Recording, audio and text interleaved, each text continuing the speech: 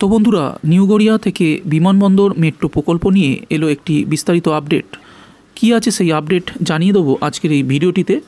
তাই বিস্তারিত যাওয়ার আগে ভিডিওটি ইনফরমেটিভ হলে অবশ্যই একটি লাইক দেবেন, আর আপনাদের একটি লাইক আমাদের জন্য খুবই গুরুত্বপূর্ণ। আর চ্যানেলটি সাবস্ক্রাইব করতে ভুলবেন না এই ধরনের যাবতীয় আপডেট সবার আগে আপনার কাছে পৌঁছে দিতে। নিউ গড়িয়া থেকে বিমানবন্দর মেট্রো প্রকল্পে চিংড়িঘাটা মোড়ে দুটি স্তম্ভ নির্মাণের কাজ দ্রুত শুরু করতে চায় মেট্রো রেল কর্তৃপক্ষ। এজন্য কলকাতা পুলিশকে চিঠি দিয়ে অনুমতি চাওয়া হয়েছে। সূত্রের খবর, উৎসবের মরশুম শেষ হলেই চিংড়িঘাটা মোড়ে বাইপাসে রাস্তার মাঝখানে একটি এবং বিধাননগরের দিকে আরও একটি স্তম্ভ নির্মাণের অনুমতি দেবে কলকাতা পুলিশ।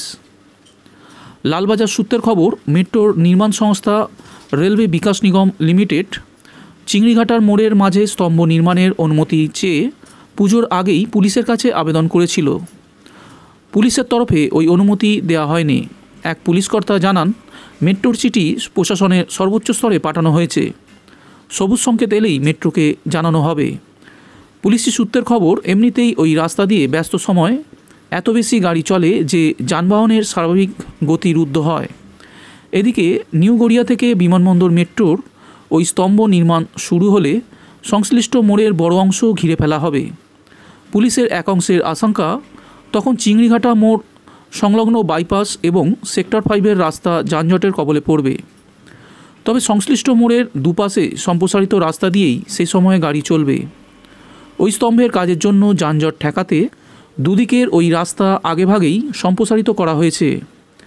এমনকি দুদিকে নতুন করে তৈরি হয়েছে ফুটপাত।